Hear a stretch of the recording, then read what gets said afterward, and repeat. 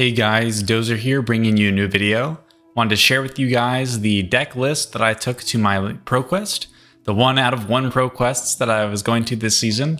Let you know how the tournament went and just how the overall event went. It was a lot of fun and I'm eager to share what I brought and kind of just tell a story to you guys. So I've been really busy, as you guys have known, so not a lot of videos have been coming out lately, but I unfortunately did not have a lot of time to practice for this Pro Quest and really do a lot of testing, really get a feel for the meta and all the new cards, right? New heroes like -IO coming out, or a lot of new heroes out of Rosetta. So bannings from the books of Art of War being banned and Orihan and, all these other things. So it's been definitely a very interesting and exciting time in Flesh and Blood. And so I was happy to make it out to a Pro Quest and get some good cards going down on the table in a fun way for higher stakes than normal, and to get to see a lot of really cool people.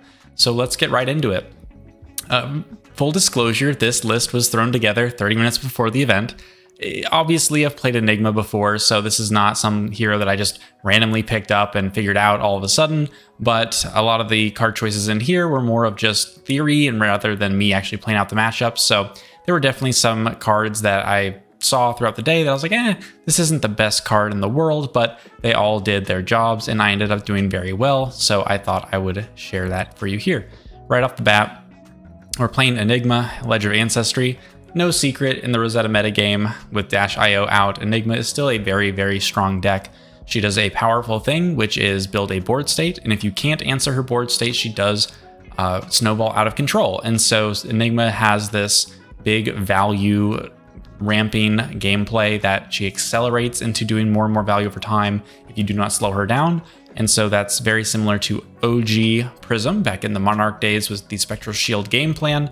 And so Enigma fits right into that, where of course she lets you attack with your Spectral Shields for a single resource less than they would otherwise, and she can create Spectral Shields with her hero power by pitching Chi cards.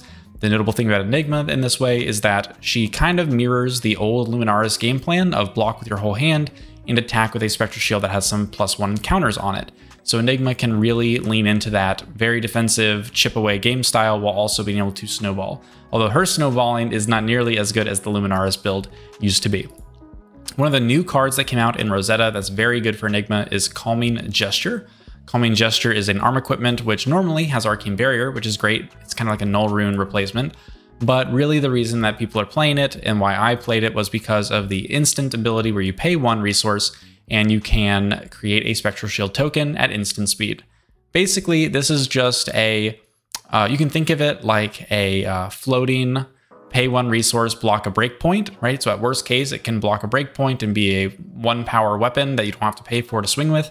And that's not bad, especially on an Arcane Barrier equipment. But what's really good about Calming Gesture, as you'll see, is how it combos with the card Astral Etchings, which is a very nice callback to the card Glisten, which was my favorite card ever in the game and still holds a special place in my heart as a very cool build around that really broke the rules of the game at the time. It was fun to build around. So obviously we'll be using Cosmos Scroll of Ancestral Tapestry. This is Enigma's signature weapon and is core to how you normally build her. It lets all of your ward auras become weapons and they can all attack for 1 resource a turn, and their base power is equal to their ward value, and then they also get go again if they have a +1 counter on them. So this is a really interesting weapon. It's definitely not as powerful as Luminaris was, but there are definitely some very powerful combos you can do with this card with things that have large amounts of ward, and so it's a really good weapon. I mean, it's fantastic. It's absolutely stellar. I'm running Crown of Reflection and Silent Stilettos in this list, so I have access to AB3, Arcane Barrier 3. I wasn't really worried about Wizards, but I wanted to have some flexibility in my Arcane Barrier, and I wasn't really sure whether sideboard cards to run on short notice, so I figured, Arcane Barrier 3 and have my Tunic available would be pretty good. In Decano, having access to your Meridian Pathway is also probably very good. The thing is that Meridian Pathway is not always going to be live, and so in reality, I think that having the reliable AB3 and the Tunic probably does enough for you in those matchups, but who knows? I have not practiced that at all, so that's just my default thought there. Beyond that, Spring Tunic is fantastic for Enigma. She makes a tremendous use out of that single resource because she can attack with any of her auras for 1 resource. And so if you have a 10 power weapon on the board that you can attack with for 1, then yeah, Tunic lets you do that. And that can just translate to a tremendous amount of value. And it can help you cover other breakpoints that are interesting. Like maybe you have a instance that you're trying to play out that costs stuff. It's just really good. Meridian Pathway is a interesting equipment. I think that it's not quite as reliable as you'd like it to be. However, when those lines do come up, it is very good. Worst case scenario, it blocks 3 when you have your Transcends in hand and can't really do much with them.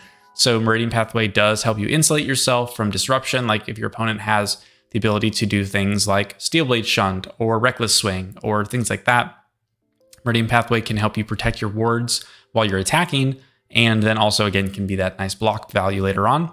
The ability to play your stuff as instants is really powerful. It does suck that you have to give up your chi to do this, but the flexibility of being able to instant in a lot of your really good cards, such as 10,000 Year Reunion or things like that, it definitely is worthy of the slot. I actually decided to run Phantasmal Footsteps. That was kind of a last minute inclusion.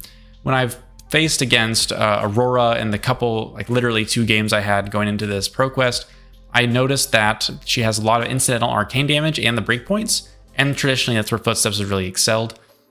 She does have a lot of 7 power attacks when she uses her 3 power buffs, like the Electrostatic Discharge, or maybe it's Sizzle. There are a lot of these cards that pump her 4 power attacks into 7s, and then she even has Lightning Press, so she can break your Footsteps sometimes, but generally speaking, it can be worth it to help cover up some of those breakpoints and prevent things like the Burn Up Shock combo that can really just hit you for tons of damage. And so Phantasmal Footsteps really did a lot of work today in a lot of the games, and so I would definitely recommend running it into that matchup if you are able to find the way to do so. Also into Zen, it was very good, just being able to help you stop some of those pings. I did run it, I think, into new, or no, did I not? I might not have. I don't remember. I don't think I did, actually. I think I did Meridian Pathway into her because it's just the daggers can generally have a lot of pierce, so they can go over your Footsteps really easily, so it's not often that you're going to get a lot of value off of it. So yeah. Okay, so equipment. Traverse, very powerful equipment. It blocks 2. That's already a good baseline, but it also lets you get a chi out of your deck and put in your hand if you've transcended this game. So sometimes that can be difficult to turn on based on the order you see your chi in. I am running 6 chi cards in this deck, so you'd think it'd be pretty common, but in reality, it's sometimes you have to pitch them to have a good turn, and so often you're not likely to necessarily get to transcend right off the bat in any game and then do this whenever you want. Sometimes you have to do this for value, not even for like your ceilings. So, but having a 2-block card that draws you a blue is very good. So Traverse is a good card. We run that card. Then we have Waves of Aquamarine. This was a last minute inclusion as well. Some people were experimenting with this before. And the default used to be Uphold Tradition, but I think that Calming Gesture really does dominate in that now. It's just a little bit better. I think Waves of Aquamarine is interesting in the sense that when you have your 2-cost 6 power on-hit effect cards, like your disruptive cards, think of things like Command and Conquer, Weakest Link, Erase Face. Waves of Aquamarine forces your opponent to play around your ability to use that floating resource to get that on-hit in. And so they may not know if you are going to actually use it or not. And so if they have armor, right, and they're trying to exactly cover your 6 power attack, then you can make them cover by 1 extra somehow and really make them play around it, which is really, really powerful just to force them to do it. I haven't really tested enough to see if Calming Gesture is just always better, but I definitely ran into situations where I was happy to have Aquamarine into like the Zen matchup where I'm like, okay, worst case scenario, I push an extra damage, I block an extra damage, it's a break point, and maybe I can hit a really good on-hit effect. So that's the equipment loadout. The main deck and the side deck are all kind of combined here, but effectively the goal of this deck is very simply to play good ward value cards, have enough block value to keep them around, but not go too hard into it. I'm not running Count Your Blessings, for instance. I'm just going for a good old value Enigma 10,000 Year Reunion combos well with Spectral Manifestations. You create a Spectral Shield, make the tokens, attack with a shield for free. You have a floating. If you have a way to get an action point, you can play 10,000 Year Reunion by getting rid of the counters you just created off the Spectral Shield, attack for 10 with that floating resource. It's really good. I run one Time Snap for slow matchups for such a case, as well as you can use your Meridian Pathway to play your 10,000 Year Reunion as a instant by pitching your Chi. So like, let's say you had your Manifestations, a blue card, Chi, and 10,000 Year Reunion. You could do Manifestations, attack with shield into Meridian Pathway into 10k, swing 10k. And that's a 4-card, very high value play. So that's nice to have the ability to do, even if you don't play towards it all the time. Sometimes just dropping that 10,000 Year Reunion and counting it as a just very efficient defensive play is still good. Also blocks 3, so that's always good. The disruptive attacks I'm running are things like Amnesia, Erase Face, the Weakest Link, and that's kind of it as far as generics. I don't own Command and Conquers, especially not in Rainbow Foil, and the whole deck is foil, so I had to kind of keep the thing going there, except the Erase Faces. That hurt me to put in non-foil Erase Faces because I just like having the deck consistent visually. But the Erase Faces were tremendous today, and so they really did a lot of work, and I was glad to have them. You know, they stuck out like a sore thumb. Amnesia was mostly in here for Prism and Zen. It's much better into Prism, I think, than it is into Zen, as far as keeping her on the back foot if she's not able to block very well.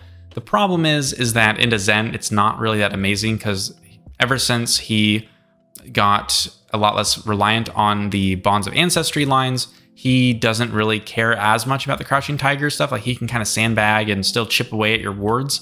And it's not a good matchup for you still. So while Amnesia does block 3 and has a good number on it and does have text into Zen, it's not quite the blowout that you'd hope it to be. Astral Etching. This is really the bomb diggity card that works with the Calming Gesture. For 1 resource, for a card that blocks 3, which is amazing, you can play it as an instant when you control a Spectral Shield to give 3+1 counters to a ward aura that you control. That's fantastic because those are the ones we want to attack with. And this lets you pump up all of your auras that you would want to attack with very efficiently. And again, it blocks 3. There's really nothing to hate about this card. You can always have it turned on, or able to be turned on, with the Calming Gesture to be played as an instant. So, and still have a resource to attack with something. So it's a very, very, very, very good card now that we have the easy onboard access to turn it on. Erase Face is very good into Dash IO, as well as the Lightning heroes. It's kind of good into Runeblade as well, depending on if you're playing like Viserai or something. A lot of them have very good armor, or they have very good blocking ability, but Erase Face is good into, again, Mechanologist, Lightning heroes. Generally, Earth cares about it as well. If you hit an Earth hero with this, they don't block amazingly, especially in the early game. So if you're able to erase their face and prevent them from decomposing quickly, then that can be really powerful and really impactful. Fate Foreseen, Sink Below, these are classic 4-block cards that are just efficient. In this meta, when you're facing heroes like Dash IO or Aurora, who really care about getting those on hits in that hit for big value, like Snatch, Burn Up Shock, or Dash IO's is Boom Grenade, then Fate Foreseen and Sink Below are able to help you manipulate the top of your deck in your hand to get maybe instants out of your hand with Sink Below, which is a classic play, or Fate Foreseen letting you either scout in order to sink something away and draw the card you want, or be able to say, hey, I don't want that card next turn, let me get rid of it. Or let me see what I'm going to draw next turn, or let me see what's on top of my deck, because maybe my opponent is going to banish the top card of my deck, and I want to make sure that they're not banishing something really good for them. So those are both really good cards. Oasis Respite comes in here similarly, because in this metagame, where you're getting a lot of value out of your footsteps in defensive matchups, this is a effective card at using some of those floating resources to go and get some better defense. It's not perfect, but it does go really well with some of the cards that I had not been running until today. Everyone had seen Waning Vengeance and Waxing Spectre when Enigma came out, and everyone knows that these are good cards for her when you're trying to build a board. But back when Zen had full power with Art of War and all that silliness with bonds, it didn't really matter. Like, you weren't really able to protect against anything at all. And so it was unrealistic to keep these things out. And Runeblade wasn't really such a force back then. It was mostly KO.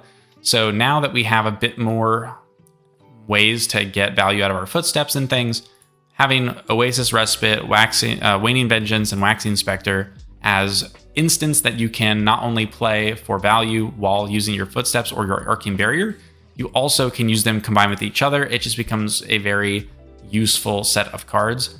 Notably as well, Oasis Respite's very good against certain cards that might spread their damage out over multiple instances. So for instance, Arc Lightning is a very good card for Aurora, and when you target it with Oasis Respite, that is actually the source of those pings. And so if you are able to target that on a big pop-off turn, you can really prevent them from getting the full value out of that card, because you'll be efficiently able to stop them from getting those little pings on you, especially combined with your Arcane Barrier and your footsteps. So Oasis Respite's very good. It can also hit Burn Up Shock, but you gotta be careful with that and not get too hasty on it, because oftentimes it's probably better to block the actual card that's delivering the attack. Although, you know, again, it's kind of here or there.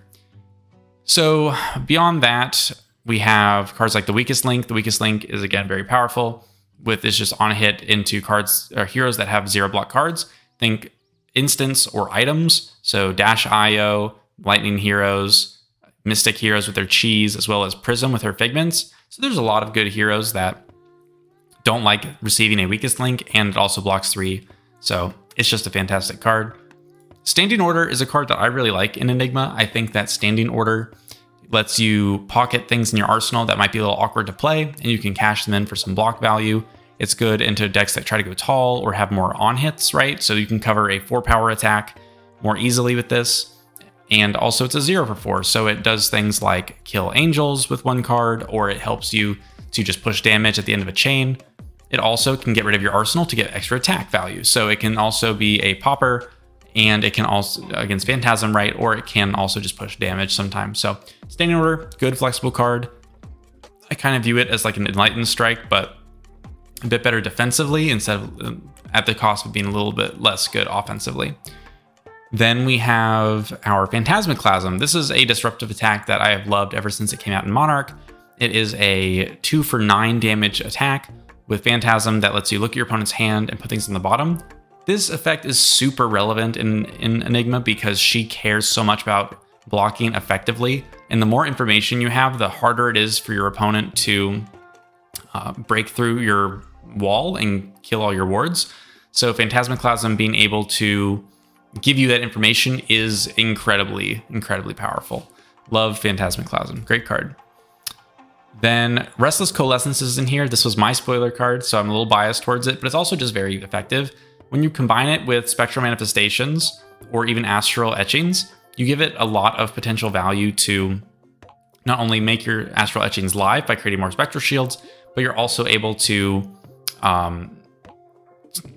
double the value of your counters on a specific turn. So there was a time during the Pro Quest this week, where I was able to play a Mirror Guy, attack with it, and then play my Restless Coalescence, move a bunch of counters onto it, attack with those immediately, get some damage in there, and then, you know, move some of those off to make Spectral Shields and attack and just have a really efficient turn. Sometimes you can do that with Spectral Manifestations as well, and that feels great. Like being able to Spectral Manifestation, pay that 1, swing Restless Coalescence with the counters, and then maybe break a Time Snap, play your 10k, Reunion, use your Tunic, make a resource, swing for 10 off 10k. That's really good. That's pretty good. So Restless has a lot of good lines, and at worst, it's a yellow 2 block that is a defense reaction.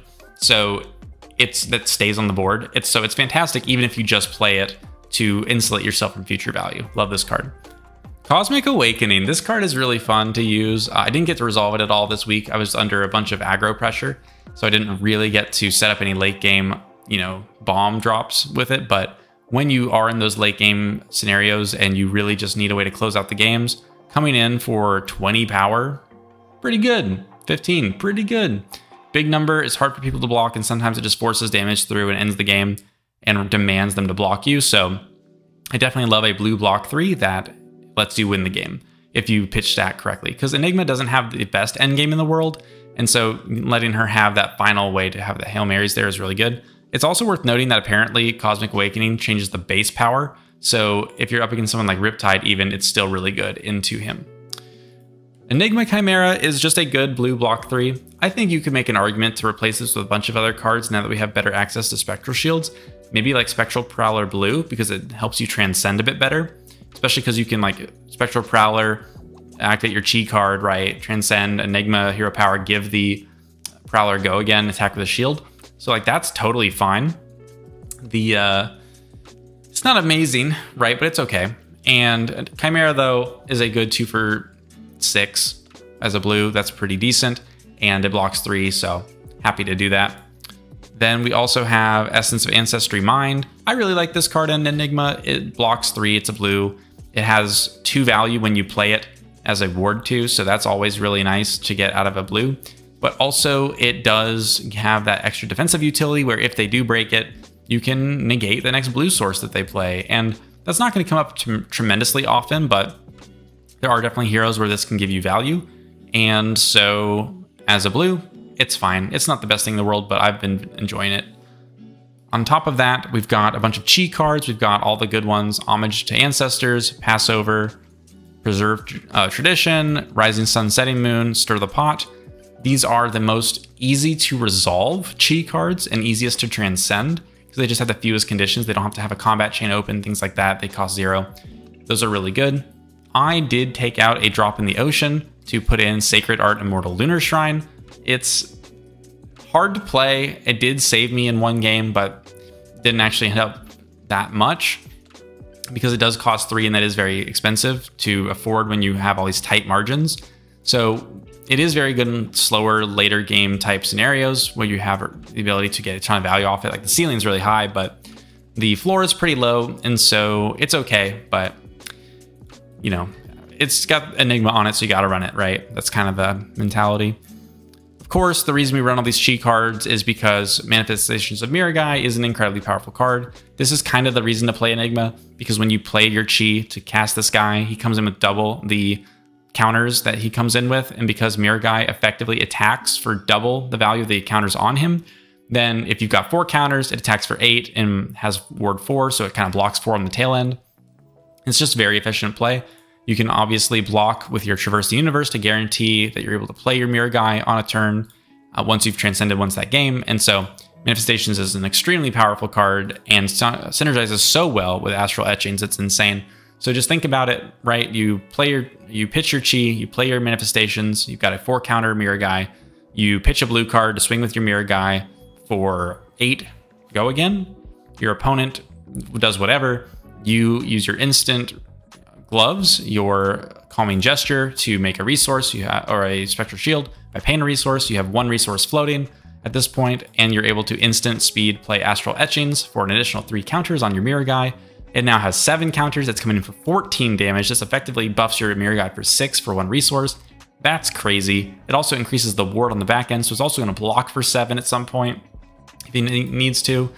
And so Astral Etchings on Miragai is really like the bomb play that you're trying to play towards and make happen. And it is very strong when it happens, so enjoy that. Now, beyond that, Rage Spectre is a simply good blue card for Enigma. It's kind of like a little Miragai where you pitch your blue cards, the only aura you have, you attack for 6. Yay, 2 for 6 value, maybe 1 on the back end. That's pretty decent for a blue card. It's actually really good for a blue card. And yeah, it just fills in a lot of gaps in the deck. This Rounds on Me was actually huge this weekend. Today, I was able to block very wide turns from the Aurora or from the Zen. And so this, even though you give them a card, the fact that you're able to play this, transcend off of it by playing other chi cards, and cover those breakpoint attacks very well, it's just a really good anti-aggro card. So This Rounds on Me did a lot of work for me this weekend. Very happy it was in the deck. Notably absent is Blue Mist and Dense Blue Mist, and that's because it's an instant card that costs 1, and so it kind of does the same thing as This Rounds on Me, but at the same time, I wasn't really missing it. Maybe it would have been good, I don't know, but it doesn't block itself, and so if you don't have blocks to go with it, the breakpoint reduction is kind of useless, so your mileage may vary, but Dense Blue Mist didn't seem to be necessary for me. Maybe it would have made the difference, though, who knows. I had 1 Poison the Well, because you never know. I was thinking maybe that someone was going to try and be cute and run a Count Your Blessings deck, so I was like, yeah, I'll throw it in there. Yeah, and that's the whole deck. So what was the win record? I'm sure you're curious to know. My match record was face Aurora, that was a draw. Face KO, that was a win. face Florian, that was a win. Face New, that was a win. I then went to top 8 as 4th seed. I then played against another Aurora, a different Aurora this time, and I beat the Aurora. I went to the semifinals against my buddy Naib, and he Mubaser, right? You might know him from his very active participation in the tournament scene, and he's playing Zen into me, and we had a really good game, but he ended up beating me. So it was a really good run in the tournament, really fun games. Unfortunately, my KO opponent rolled a 1 on his scabs when he had a 5-card hand, and so his turn was just over. And then he played a Wild Ride the next turn and discarded a Blood Rush Billows, and then his turn was over. So it was really funny and sad for him, but funny and fortunate for me that he just had those difficulties there. So I was able to win that game pretty handily. The Florian game was actually kind of tough. There was a lot of damage coming my way that I didn't really like and made my hands a little awkward. But in the end, we were able to stick a big mirror guy and end the game that way. Played against New. The New game was very, very well played. It was a lot of fun to play against it, but eventually I was again able to stick a Ward Aura and start snowballing and end the game that way. I was able to hold out through a lot of really awkward, difficult to block turns. The first Aurora game they played, the one where I drew, it was not... it was my first paper game in a while, and so maybe I could have played a little faster. I don't think it was me, though. I think that both of us were taking time in our turns, and so it always feels bad to draw, but I was committed to playing out the best that I could, and I lived at 1 life after my opponent tried to instant shock me on my turn. So I had no AB left, so it was really close. It was well played, but didn't quite get there. And so, yeah, that's what draws are in Flesh and Blood. In top 8, I played against another Aurora. This time, it was against a buddy of mine from work. A lot of the people at this ProQuest I already knew, which was really cool. Like, just a nice community of people. So shout out to everybody that I saw. I can't name everybody, but just really appreciated the day, and you guys made a lot of fun. So thanks for that. Yeah, I played against the Aurora in top 8, and I was allowed to choose to go first, which was great. I got to set up some ward stuff and send some erase faces and some weakest links. So I was able to keep my opponent on the back foot. He didn't have a ton of fridge. He was running the kind of more of the Arc Lightning Go Again package, where he had the Crown of Dominion, whichever the one that gives you the gold token is, and the Aether Iron Weave. So a bit easier to... Oh, and Snapdragon. So I was able to do a lot more damage to him through his blocks. And so a bunch of good disruptive turns into... I threw a Phantasmaclasm at him, and in his hand was like a blue Heaven's Claw, a blue something lightning card, maybe like an Electrify. And then he had a Flicker Wisp, and then I think that was kind of it. There might have been something else in there. And so I thought, okay, well, I'm going to get rid of the... I got rid of whatever the other card was, because I was like, oh, okay, I'll leave the Flicker Wisp, because if he doesn't have this attack card, then his turn's going to kind of suck, because I think it was maybe like a Gone in the Flash or something like that. And so I bought him the attack. He draws a card. I hit him for like 9 or whatever it is. And then he plays the Flicker Wisp, and then he plays his Arc Lightning out of Arsenal. And then he did a ton of damage to me by popping the gold token, doing all this stuff. But luckily, it wasn't the best Arc Lightning turn in the world. And so I think that even though it did a ton of damage, it was on the lower end. It wasn't like a double Flicker Wisp turn. It wasn't like a double Arc Lightning turn. So I think I was able to survive because of that and come back in the game and clutch it out with an Astral Etching's kind of push at the end there.